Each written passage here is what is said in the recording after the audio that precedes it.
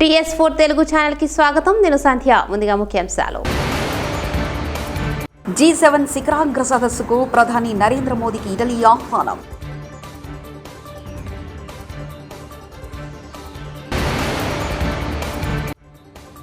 నా రాజీనామా సిద్ధం. సీఎం రేవంత్ కూడా చిత్తశుద్ధి నిరూపించుకోవాలి.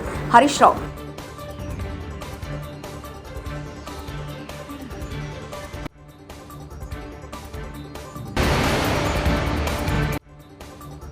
బారాసా పనైపోయిందన్న హరీష్ రావు. రాజీనామా డ్రావా. మంత్రి కోమటిరెడ్డి.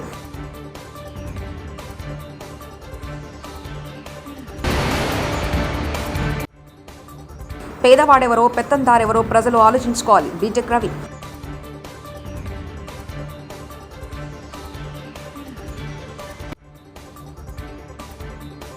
జూన్ 13 నుంచి 15 వరకు ఇటలీలో జరిగే G7 శిఖరాగ్ర సదస్సుకు రావాల్సిందిగా ప్రధాని మోదీని ఇటలీ ప్రధాని జార్జియా మెలోని ఆహ్వానించారు. శుక్రవారం ఆమెతో మాట్లాడిన మోదీ ఈ ఆహ్వానానికి కృతజ్ఞతలు తెలిపారు. G20 కూటమి సదస్సులో తీసుకున్న నిర్ణయాలను ముందుకు తీసుకెళ్లడంపై చర్చించినట్లు ఆయన ఎక్స్లో తెలిపారు. జూన్ 4న వెల్లడి కాబోయే సార్వత్రిక ఎన్నికల ఫలితాల్లో మోదీ గెలుపుపై విదేశాలు నమ్మకంతో ఉన్నాయన్న విషయాన్ని తాజా ఆహ్వానం చాటుతుందని అధికార వర్గాలు పేర్కొన్నాయి. ప్రముఖ నటుడు గోరఖ్పూర్ బీజేపీ అభ్యర్థి రవికిషన్ తన తండ్రి అంటూ జూనియర్ నటి షినోవాసోని వ్యాఖ్యలు చేసిన సంగతి తెలిసిందే.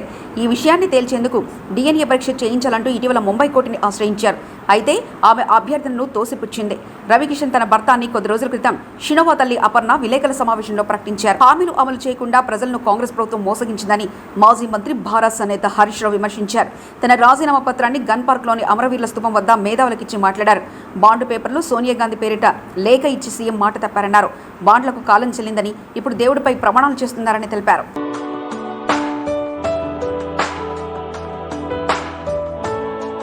నేను ముఖ్యమంత్రి గారికి ఒకటే అడుగుతా ఉన్నాను, నిజంగా మీరు ప్రజలకిచ్చిన హామీలు అమలు చేసేది నిజమైతే గన్ పార్క్ దగ్గరికి రండి. ఈ గన్ పార్క్ దగ్గర అమరుల సాక్షిగా ప్రమాణం చేద్దాం. మేధావుల చేతుల్లో లేదా ఇక్కడున్న జర్నలిస్టుల చేతుల్లో మీ రాజీనామా నా రాజీనామా కూడా పెడదాం.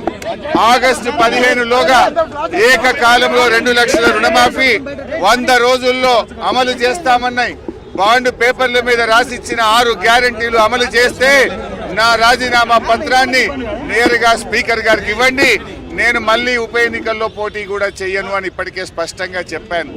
ఒకవేళ 6 గ్యారంటీలు 2 లక్షల రుణమాఫీ చేయకపోతే మీ రాజీనామాను గవర్నర్ గారికి ఇవ్వడానికి మీరు సిద్ధంగా ఉన్నారా అని నేను అడుగుతా ఉన్నా. మీరు దేవుడి మీద ప్రమాణం చేసి ఒట్లు పెట్టుకొని బాండ్ పేపర్ల మీద రాసిచ్చిన హామీలు నిజమే అయితే రాజీనామా చేయడానికి ఎందుకు వెనుకడుగు వేస్తున్నారు? మీరు రాజీనామాకు ముందుకు రావడం లేదంటే. బారాసా ఎమ్మెల్యే హరీష్ రావు రాజీనామా సవాళ్లపై మంత్రి కోమటిరెడ్డి వెంకటరెడ్డి మండిపడ్డారు. తెలంగాణలో బారాసా దుకాణం బంద్ అయిందని, హరీష్ రావు రాజీనామా డ్రామా ఆడుతున్నారని మంత్రి విమర్శించారు. నిజంగా రైతులపై ప్రేమ ఉంటే హరీష్ రావు రాజీనామా లేఖను స్పీకర్కి ఇవ్వనన్నారు.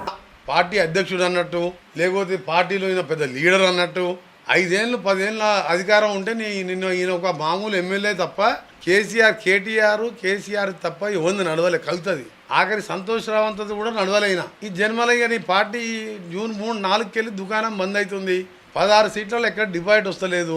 నువ్వు ఎమ్మెల్యే గెలుచుకోవడం కష్టం అని చెప్పి ఈయన నాటకాలు ఆడటానికి మళ్ళొక్కసారి ఇవాళ రాజీనామా పత్రం అని చెప్పి ఆ లెటర్ తీసుకొచ్చిన తర్వాత ఆ లేఖ చూస్తే నాకే నవ్వు రావడం కాదు, ప్రజలందరూ కూడా అనుకుంటారు వీడు మళ్ళా జోకర్ చేసి మళ్ళా అనుకుంటాము. ఆ రోజు అగ్గిపేట దొరకలేక ఆత్మహత్య చేసుకోలేదేమో, నిజంగా అగ్గిపేట దొరకలేదేమో అనుకుంటు. కానీ ఇవాళ రాజీనామా ప్రొఫామాలో రాసుకొచ్చి రైతు రుణమాఫీ గురించి మాట్లాడితే వేదేదో రాసుకొచ్చి అవన్నీ మాకు తెలుసు. అన్ని ఇంప్లిమెంట్ చేస్తాం 5 చేసినాం, మిగిలిన కూడా చేస్తామని తెలుసు మాకు. మీ చరిత్రన మీ కుటుంబమే, నీ పార్టీనే మోసాల పార్టీ, అవినీతి పార్టీ. ఇవాళ ప్రొఫామాలు ఎన్ని నువ్వు రాజీనామా పత్రాన్ని తీసుకొచ్చి మళ్ళా జోకర్ అయినావు. అందుకనే కాంగ్రెస్ పార్టీని విమర్శించడం మానం. తెలంగాణ ఇస్తాంటే ఇచ్చినాం. ఆగస్టు 15 మా ముఖ్యమంత్రి గారు ఇచ్చిన మాట నిలబెట్టుకుంటాం. అలా మంత్రివర్గంలో సభ్యునిగా మా ఎమ్మెల్యేలు మేమందరం కూడా రైతులకు మాటిస్తున్నాం. ఈ డ్రామారావు మాటలు మళ్ళొక్కసారి ఇవాళ మోసం అని తెలిసిపోయింది కదా. నిజంగా రైతుల ప్రేమ ఉంటే నీదేం డ్రామా? కనీసం మెదక్లో డిపాజిట్ తెచ్చుకోవాలి. రైతుల కోసం నేనేదో మునగాన్ని ముఖ్యమంత్రి గారితో ఛాలెంజ్ చేస్తాను చెప్పుకుంటానుక. నీ మెదక్లో డిపాజిట్ తెచ్చుకో దమ్ముంటే.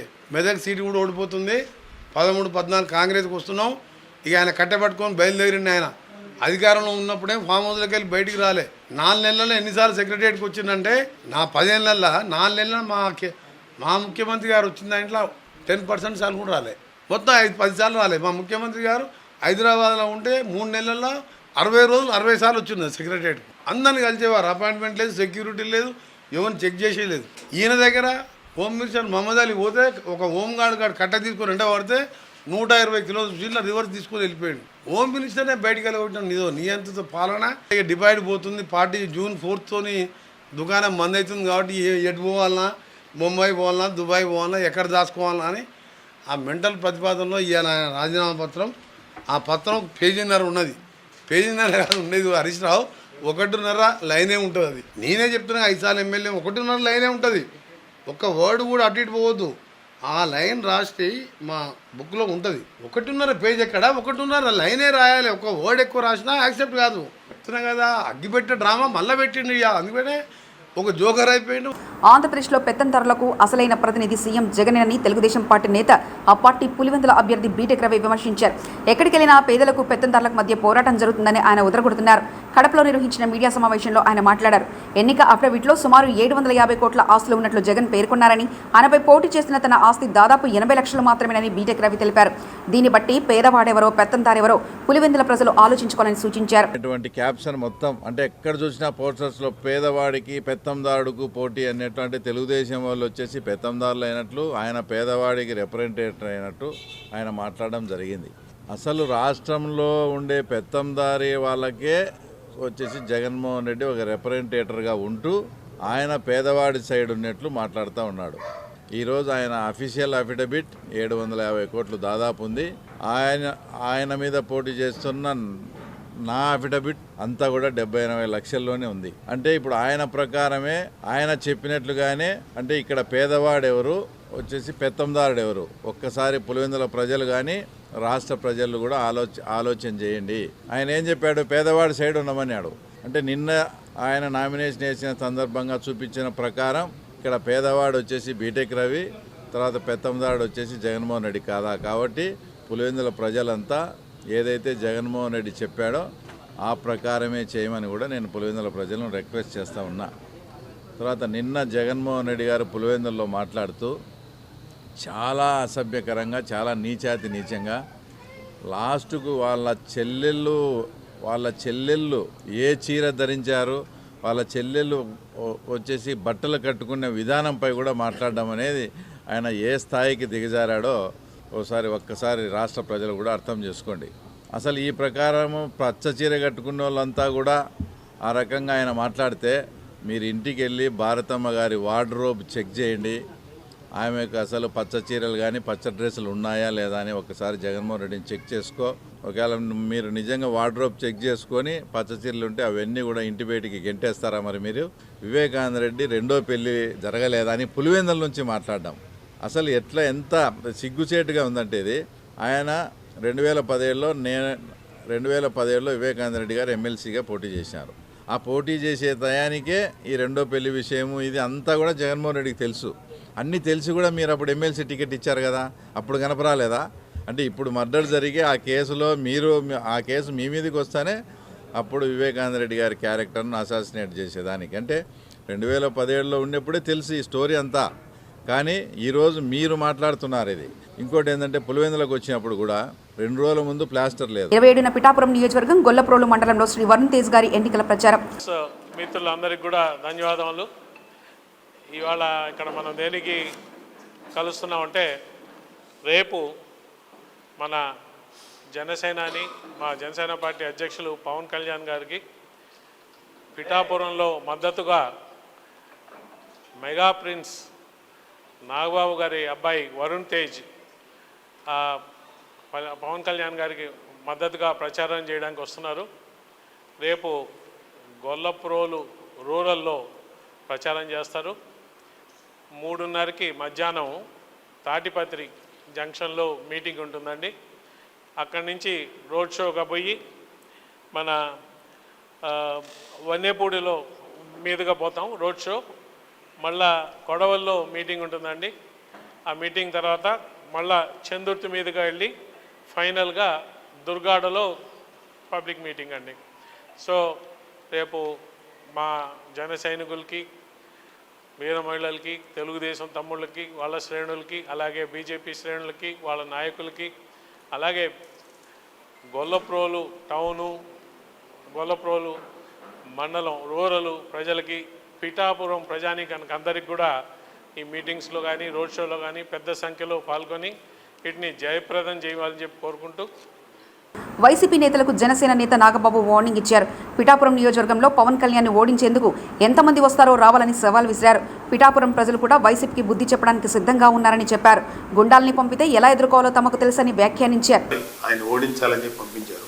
కొత్తగా మాకు స్థానికులు ఇన్ఫర్మేషన్ ఏంటంటే మిథున్ రెడ్డి వల్ల కూడా కావట్లేదు. సో కడప నుంచి కొంతమంది గూండాల్ని, కొంతమంది రౌడీల్ని పిఠాపురానికి పంపించినట్టు మాకు సమాచారం వచ్చింది. సో మీరు ఎంతమంది వస్తారో రండి, ఇక్కడ మేము రెడీగా ఉన్నాం, మా పిఠాపురం ప్రజలు రెడీగా ఉన్నారు. ఒకటి గుర్తుపెట్టుకోవాల్సింది ఏంటంటే మీ ఇంటికి మా ఇల్లు ఎంత దూరం ఉందో మా ఇంటికి మీ ఇల్లు కూడా అంతే దూరం ఉంది. పంపించండి, ఎంతమంది పంపిస్తారు గూండాలని. ఇక్కడ వాళ్ళు ఎలా ఫేస్ చేయాలో మా మెకానిజం మాకుంది, మా పిఠాపురం ప్రజల సపోర్ట్ మాకుంది.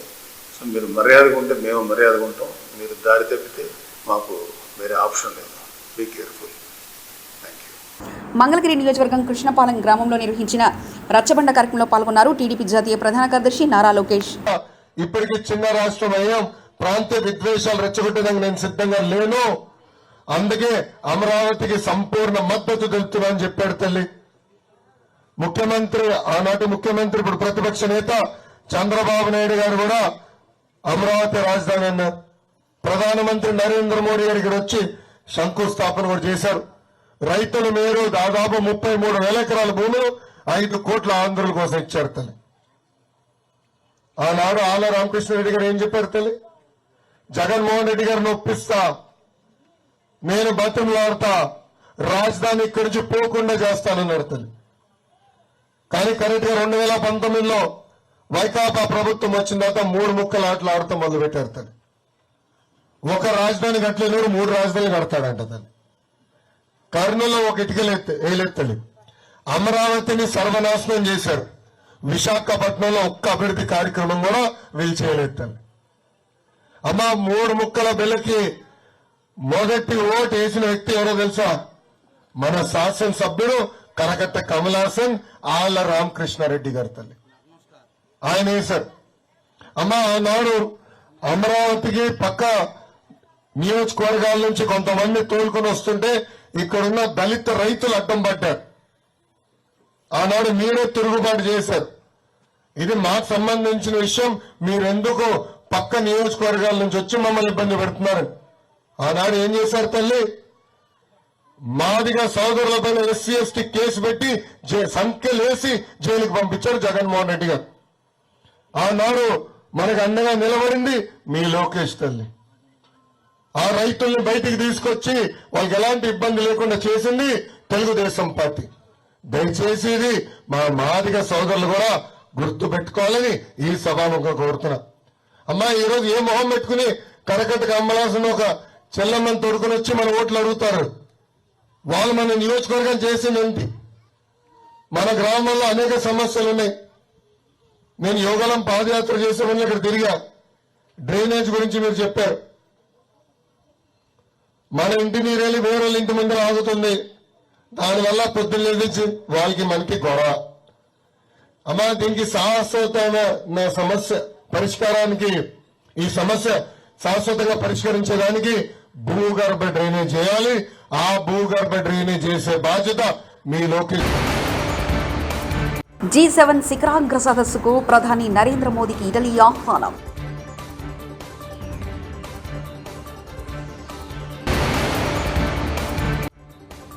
నా రాజీనామా సిద్ధం, సీఎం రేవంత్ కూడా చిత్తశుద్ధి నిరూపించుకోవాలి. హరీష్ రావు.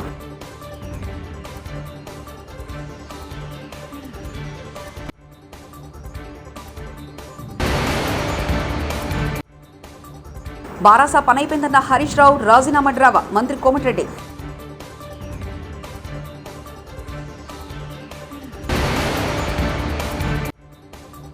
పేదవాడెవరో పెత్తందారెవరో ప్రజలు ఆలోచించుకోవాలి. బీటెక్ రవి.